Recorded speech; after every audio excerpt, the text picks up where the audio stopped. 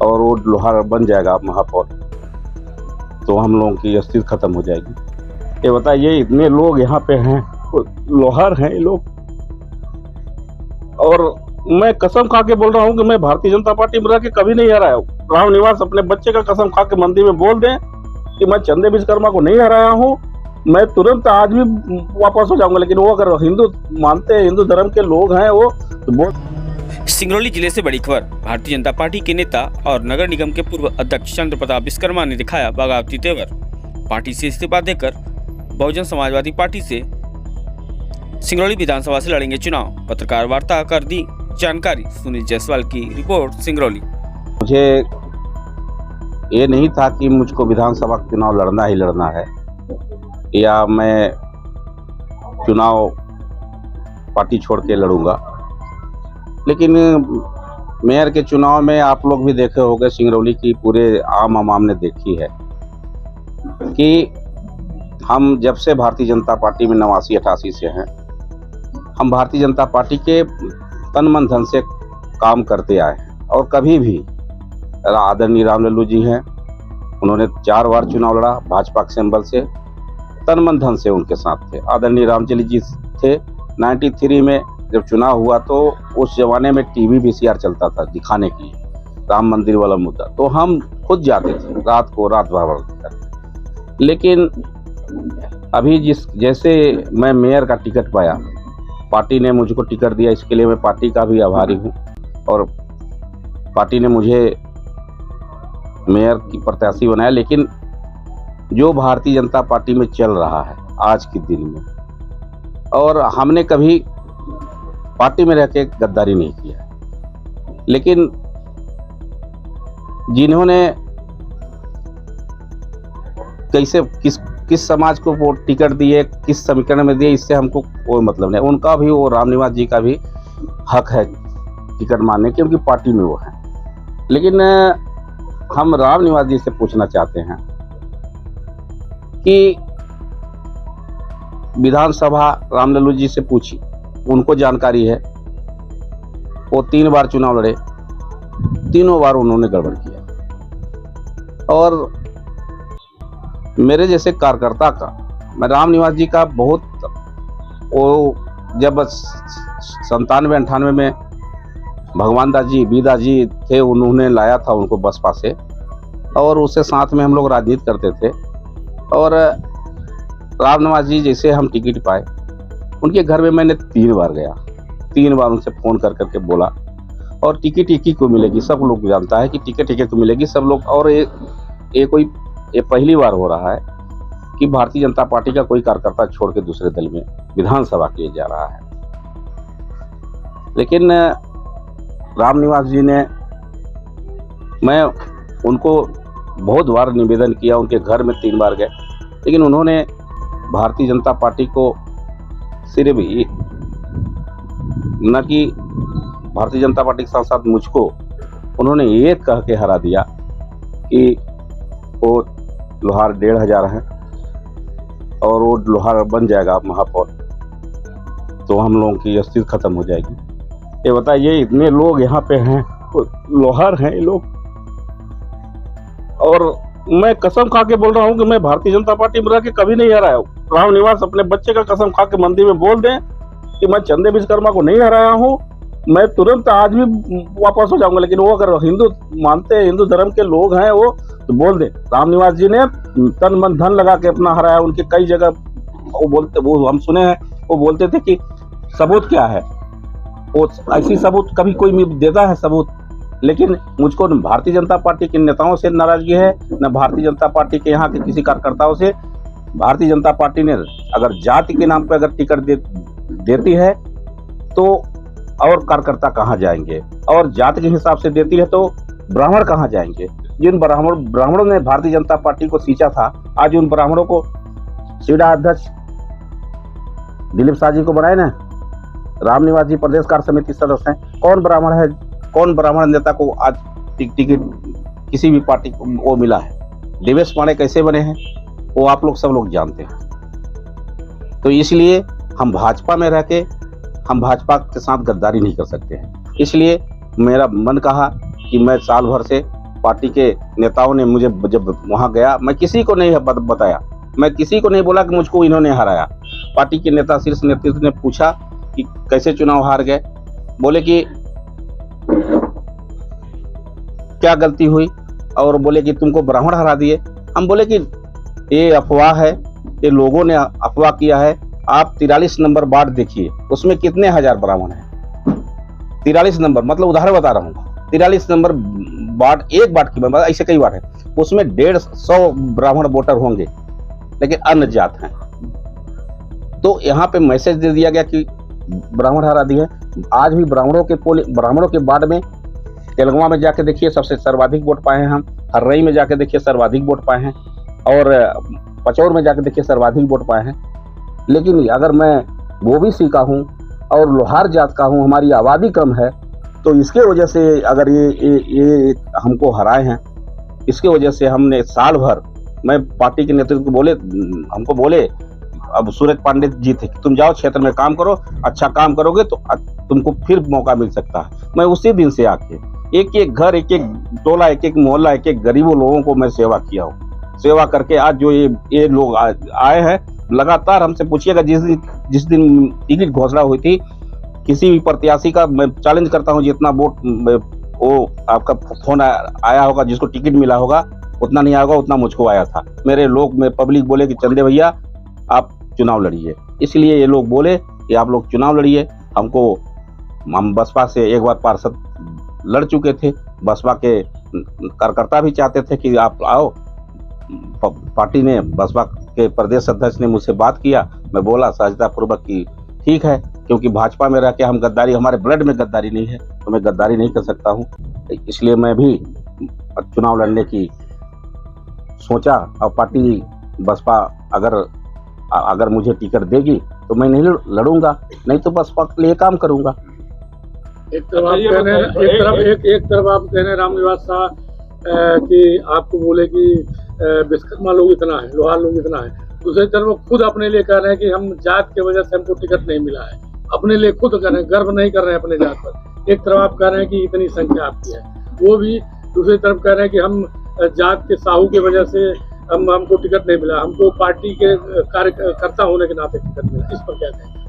वो पार्टी के कार्यकर्ता वो बोल रहे हैं ना, लेकिन जो टिकट मिला है उनको जाति की वजह से मिला है, और जितने जात के नाम पे टिकट ले रहे हैं, आज मैं बोल रहा हूँ, अगर किसी भी एक सदस्य का, अपने समाज के, अपने जात के लोगों का 5 रुपए का अगर मदद किए हो तो मैं मान लूंगा। सिर्फ जात के नाम से राजनीति करना और जात के नाम से पार्टी से पद लेना, यही इनका काम है। किसी का 5 रुपए, मेरे पास ऑन द रिकॉर्ड है, हर समाज, हर जात के लोगों के साथ मैं दुख सुख में खड़ा रहूं। तो उसका आज देख रहे हैं, जो मैं छोटा सा कार्यकर्ता हूं, आज छोटा सा आदमी हूं, तो आज इतने लोग जो हमारे चाहने वाले आए हैं, इसी का देन है, जो मेरा सेवा है, सेवा भाव है। और मैं नगर निगम में 5 साल अध्यक्ष रहा। मैं आज भी कहता हूं कि मैंने कमीशन नगर निगम में नहीं खाया। आज भी नगर निगम के अधिकारी से पूछेंगे, अगर मैं भ्रष्टाचार करता तो मेरा ये देखिए, ये रहन सहन, घर दरवाजा, इससे अच्छा तो मंडल के कार्यकर्ता का होगा। और आज भी मैं भारतीय जनता पार्टी के उन कार्यकर्ताओं से भी आग्रह करना चाहता हूं कि जो आप लोगों के साथ अन्याय हुई है, ऐसे लोगों को आप लोग तन मन धन से हराएं, क्योंकि ऐसे लोग अगर भारतीय जनता पार्टी में रहेंगे तो भारतीय जनता पार्टी का सूर्यास्त आने वाले समय में बहुत जल्द हो जाएगा। सिंगरौली में तो हो ही गया।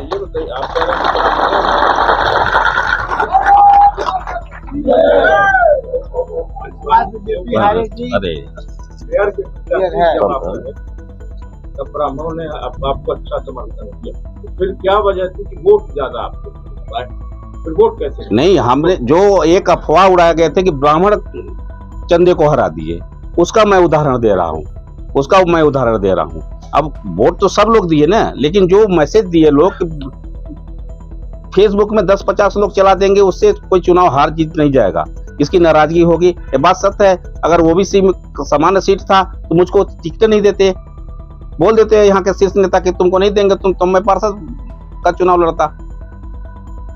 और ये कहना कि ब्राह्मण हरा दिए, ये सरासर गलत है। इसका उदाहरण है, आप देखिए किसी भी वार्ड में, जिस वार्ड में हम सबसे ज्यादा वोट से हारे हैं, वो उसमें ब्राह्मणों की संख्या 0 है। अच्छा, मेयर का चुनाव हारने के बाद लगातार आप साल भर संपर्क में रहे, प्रचार करते रहे, क्षेत्र में रहे, तो आप उस समय भाजपा में थे, तो आज जब बसपा की टिकट पर चुनाव लड़ेंगे तो क्या उसका लाभ आपको मिलेगा? नहीं, हम भाजपा के थे, अब भाजपा के तन मन से काम कर रहे थे। मेरे अंदर वो उस चीज की नाराजगी नहीं। अगर दूसरे का टिकट मिलता तो मैं चुनाव नहीं लड़ता। मैं भारतीय जनता पार्टी काम करता, और नेताओं को, यहाँ के नेताओं को भी मालूम है कि चंद्र प्रताप विश्वकर्मा अगर सही जगह टिकट हो जाएगा तो नहीं लड़ेगा चुनाव। और मैं सबसे ज्यादा अगर कोई भारतीय जनता पार्टी का प्रचार किया है तो मैं किया हूँ। जितने प्रत्याशी थे उसमें से मैं घर घर, टोले टोले, मोहल्ले मोहल्ले जाके लाडली लक्ष्मी योजना का, प्रधान जी, मंत्री जी का, सब लोगों का मैं सबसे ज्यादा प्रचार किया हूँ। आज रिकॉर्ड में है वो। जीत के बाद आपकी पहली प्राथमिकता क्या है? जीत के बाद में सबसे पहली प्राथमिकता, जो यहाँ पे ड्रग्स बिक रहा है, युवाओं का जो खा रहा है, और उसके बाद जो युवाओं की जो हक है, जो युवा आज बेरोजगारी से घूम रहे हैं, जो रोजगार नहीं पा रहे हैं, जो पूरे विश्व के लोग यहाँ पे रहते हैं लेकिन यहाँ के लोगों का हक नहीं मिल पा रहा है, उस युवाओं का हमको सबसे पहले हक दिलवाना है। और प्लस जो बोलते हैं कि डीएमओ का फंड नहीं मिला, मैं तो घोषणा करके आया हूँ कि हर पंचायत में 20 करोड़ पैसा खर्चा करूंगा। 20 करोड़ मेरा वादा है कि 20 करोड़ हर पंचायत में पैसा खर्चा करूंगा, और सिंगरौली को सिंगापुर मैं बनाऊंगा। मैं यहाँ पे पैसा है सिंगरौली में, लेकिन उसके लिए आप प्रोजेक्ट बना के दोगे। कोई भी विधायक, कोई भी महापौर अगर प्रोजेक्ट बना के देगा, पैसा मांगेगा कि हमको इतना, आप जमीन जैसे बोए हैं 10 किलो राई बोगा तो 10 किलो की जगह 20 किलो ना मांगा, हम 10 किलो मांगा हमने, और फिर 2 किलो मिल जी तो व्हाट्सएप में दिखाएंगे कि हमको मिल गया। ऐसा नहीं है, मेरा पैसा है, सिंगरौली का पैसा है। अगर मुझको कुर्सी नहीं चाहिए, मुझको यहाँ के लोगों को हक दिलवाना चाहिए। यहाँ का युवा बेरोजगार है, 8,000 रुपया की नौकरी नहीं पा रहा है, और आज वो भी कंपनियों में दलाल लगे हुए। मैं आप लोग मीडिया के माध्यम से मैं जिला निर्वाचन अधिकारी को बोलना चाहता हूँ कि तत्काल वो भी कंपनियों में भर्ती, उनको बाहरी जो विस्थापित नहीं है उनका बंद किया जाए, या सिंगरौली के जो लोग हैं उनको किया जाए, सबसे पहले विस्थापितों किया जाए। नहीं तो ये इसकी भर्ती में 2 लाख, 1.5 लाख, 2.5 लाख चल रहा है, इसमें चुनाव में भी खेला हो सकता है। इसलिए हम जिला निर्वाचन अधिकारी माननीय कलेक्टर साहब से निवेदन करना चाहता हूँ कि सिर्फ विस्थापितों की जो वो भी कंपनी है उसमें किया, इसमें बहुत बड़ा गड़बड़ घोटाला है।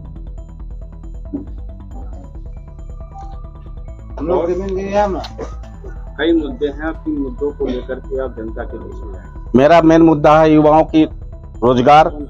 यहाँ पे जो युवाओं के लिए जो उड़ता पंजाब बन जा रहा है, उड़ती सिंगरौली बन गई है, इसको सबसे पहले ड्रग्स से रुकवाना। उसके साथ साथ मूलभूत विस्थापितों को, जो विस्थापितों की जमीन बहका पोछला के औने पौने दाम में जो ये तमाम कंपनियां ले चुकी हैं, इनके लिए हक दिलवाना। उसके साथ साथ जो तमाम एनटीपीसी, एनसीएल द्वारा जो प्लाट नहीं दिया गया है, जो आज भी भटक रहे हैं, उनको दिलवाना। जो झुग्गी बस्तियां हैं, जो 50 साल से बसे हुए हैं, उनको अस्थायी हमको जमीन दिलवाना, उनको पानी, रोड, घर की सुविधा दिलवाना। ये मेरा मेन मुद्दा रहेगा, तब सिंगरौली सिंगापुर बनेगी। जो 40 साल से लोग रह रहा है उसको पट्टा दिलवाना मेरा मुद्दा है। जनता पार्टी की यहाँ सरकार रहे, आप भारतीय जनता पार्टी कार्यकर्ता भी रहे और महापौर भी रहे। महापौर नहीं रहे हम, अध्यक्ष रहे, महापौर का चुनाव भी लड़े। तो क्या भारतीय जनता पार्टी सरकार रही तो क्या ये मुद्दे सारे उस समय नहीं मुद्दे थे ना। मैंने मुद्दा उठाया ना एनटीपीसी, एनसीएल के। अभी एनसीएल हमारे क्रीम जमीन हर्रई की और आपके बेलोजी की लेके 40 साल से रखी हुई है। मैंने उसका, मेरे हाथ में पावर था, मैंने उसका लीज कैंसिल कर दिया, बोल दिया कि पुनः काश्तकारों को दी जा। मेरे हाथ में जो पावर था। और उसके साथ साथ अभी एक नगर निगम में भ्रष्टाचार पर कोई रोक लगाया तो चंद्र प्रताप विश्वकर्मा लगाया है। AK सिंह एग्जीक्यूटिव इंजीनियर हुआ करते थे, उनको मैंने सस्पेंड किया था, और दूसरा कोई उन पे हाथ नहीं डाल सकता है। इसलिए मेरी जितनी पावर थी, नगर निगम के अध्यक्ष की जो पावर थी, उतने हमने काम किया। इसको विधानसभा में अगर जिस दिन जाऊंगा उस दिन पहले इसका प्राथमिकता होगी कि आप ये काम कीजिए, नहीं तो यहाँ के जनता का हक दीजिए। क्योंकि सबसे ज्यादा प्रदूषण सिंगरौली में है, सबसे ज्यादा बीमारी सिंगरौली में है, लेकिन कोई बोलने वाला नहीं है। देखा जाए तो यहाँ पे विधायक, सांसद, अध्यक्ष सभी तो भाजपा के ही रहे, फिर कार्य में कहाँ ऐसी त्रुटियां आ रही? वो मैं अपनी बात करूंगा। मैं जो विधायक रहे, सांसद रहे, उनके बारे में बात नहीं करूंगा। मैं ये बात करूंगा कि अगर जनता का आशीर्वाद मिला तो मैं ये जो विकट समस्या है सिंगरौली के पास में, सिंगरौली का जो दोहन हो रहा है, मेरे पास लेटर पैड है एनटीपीसी का, 8 किलोमीटर रेडियस में आप नो प्रॉफिट नो लॉस में बिजली दो, 1 रुपये 20 पैसे में। एसआर से भी मेरे पास वो लेटर पैड है, लेकिन वो चीज़ हम नहीं कर पाए। और वो चीज़ क्योंकि करेगा तो विधायक करेगा ही, सांसद ही करेगा, क्योंकि हम हमारे कोयला धुआं बालू हम सह रहे हैं, धुकपुर सह रहे हैं, लेकिन बिजली का लाभ दूसरे प्रदेश के लोग ले रहे हैं। और वो अगर लाभ, मैं तो मोदी जी से आप लोगों के माध्यम से आग्रह करना चाहता हूँ कि आप सिंगरौली वालों को, आप इनको बिजली 1 रुपये 20 पैसे यूनिट दें, और उसके साथ साथ जो सबसे ज्यादा समस्या यहाँ पे हो रही है उसको दूर करें। चंदे जी, वे भाजपा के विधायक का कहना है कि हमने कोयले के अवैध अड्डे पे भस्सी के खेल पे रोक लगवाया तो हमारा टिकट कटवा दिए। क्या सोचते हैं आप, कितना बड़ा मुद्दा होगा ये? अब देखिए, ये तो हमको जानकारी नहीं है कि कौन भस्सी बेच रहा है, कौन नहीं बेच रहा है, कौन कोयला काम कर रहा है। लेकिन अगर प्रशासन, अगर विधायक जी तो अब उनका कार्यकाल खत्म हो गया और उन्होंने अच्छा अपने कार्यकाल में चलाया और अच्छा काम भी किया, और वो लगातार जो भारतीय जनता पार्टी का रिकॉर्ड बनाने में राम लल्लू बैस जी ने, अगर लगातार 3 बार भारतीय जनता पार्टी कभी नहीं जीती थी, तो राम लल्लू बैस जी ही जीते हैं। और अगर विधायक जी बोल रहे हैं तो वो ऊपर की बात है, उतना तो हमको जानकारी नहीं है। नहीं, सिंगरौली विधायक नहीं, देवसर विधायक ने एक प्रेस कॉन्फ्रेंस, अब उसके बारे में हमको क्या मालूम है देवसर के बारे में। आपने नशे के बारे में बताया, इसी प्रकार यहाँ की जो गरीब जनता है बहुत भावनाओं में भटक जाती है, और कई लोगों के पर्ची रजिस्ट्री हो जाते हैं कि बार बार न्यायालय में भटकते हैं। तो ऐसे जो ठगी करते हैं जमीन की, जिनके पास ऑनलाइन रजिस्ट्रेशन नहीं, उस पर आप क्या कहना चाहेंगे? ये तो प्रशासन का काम है ना। अभी हम क्या कहेंगे, हमको आप पहले जनता आशीर्वाद दे, जनता ही तो ठगी का शिकार होता है। तो ये प्रशासन का काम है। बनते हैं तो आप क्या लेंगे जनता? ये ऑलरेडी देखिए, अभी रजिस्ट्रार सस्पेंड हुए थे, वही आ गए। सिंगरौली के लोग इतने सीधे हैं कि वो झेल रहे हैं। अगर सत्ता बीजेपी की रहेगी और बसपा का विधायक रहेंगे तो विकास कैसे करेंगे? वो यहाँ का जनता सत्ता रहेगी, मैं वादा करता हूँ। यहाँ की सरकार, यहाँ की जनता रहेगी, क्योंकि यहाँ का जो पानी, बिजली, कोयला जो जा रहा है ना, यहाँ से जा रहा है। मैं वादा करता हूँ, ये रोड जो बनी है ना, मैं एनटीपीसी से, मेरी पत्नी पार्षद थी, 3 साल कार्यकाल बचा था, इस्तीफा दे दिया था। तो ऐसा जरूरत पड़ेगा तो मैं इस्तीफा दे के आए हैं। आपको ऐसा लगता है कि अगर मध्य प्रदेश में जरूरत पड़ी तो कांग्रेस से बसपा का गठबंधन भी हो सकता है मंत्रिमंडल में? वो देखिए, वो हमारी बात नहीं, वो पार्टी की बात है, और पार्टी क्या करेगी क्या नहीं करेगी, लेकिन मैं तो जनता के साथ में हूँ। एक लास्ट सवाल, तीनों विधानसभा में विधायकों को बदल दिया गया है, क्या रीजन रहा होगा? उसके बारे में हमको जानकारी कहाँ से हो पाएगी? अगर जानकारी होती तो मैं खुद नहीं। अब वो तो वही पार्टी वाले बताएंगे। एक मेरा आखिरी सवाल कि आप जैसे बीजेपी के साथ काम किए, बहुत निष्ठा के साथ काम किया, चुनाव आप महापौरी के हारने के दूसरे दिन से लग गए, जनता के बीच आप पहुंचे, बीजेपी की आपने जितनी उपलब्धियां केंद्र सरकार और राज्य सरकार की लोगों तक पहुंचाई, अब आप बहन जी के पार्टी में आए, मायावती जी के बसपा में, तो अब आप कितना जल्दी वोटरों को अपने ओर ले आएंगे? कहीं वो धोखा में तो नहीं आ जाएंगे? वो पूरे वोटर हमसे जुड़े हुए हैं सीधे, अब उनको पहुंचाना पड़ेगा जो क्षेत्र में कभी नहीं गए हैं। लेकिन मैं तो हर कोने, हर टोला, हर मोहल्ला, हर बहन के पास, हर चाची के पास, हर मामी के पास मैं पहुंचा हूं।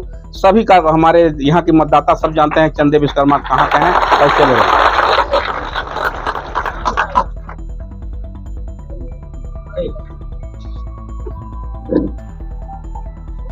लगभग आपने भारतीय जनता पार्टी में कितने वर्ष आपने चलाए? हम 88-89 में हम अंगद प्रसाद वर्मा, संजीव अग्रवाल, राजेश तिवारी, अमरेश शर्मा, ये लोग, हम लोग एक साथ काम चालू किए थे, और आज तक भारतीय जनता पार्टी में कल तक था। कल से मैं बसपा का कार्यकर्ता बन गया। तो क्या भाजपा से मतलब आप क्लियर हो गए हैं? क्या इस्तीफा दे चुके हैं? वो इस्तीफा दे व्हाट्सएप में चला गया, हम भेज दिए हैं नेट पे। बीएसपी का आपने दे लिया? बीएसपी अब पार्टी देगी, अब वो तो हम तो ज्वाइन किए हैं। अब पार्टी क्लियर करेगी तो वो आएगा, अभी का बताए।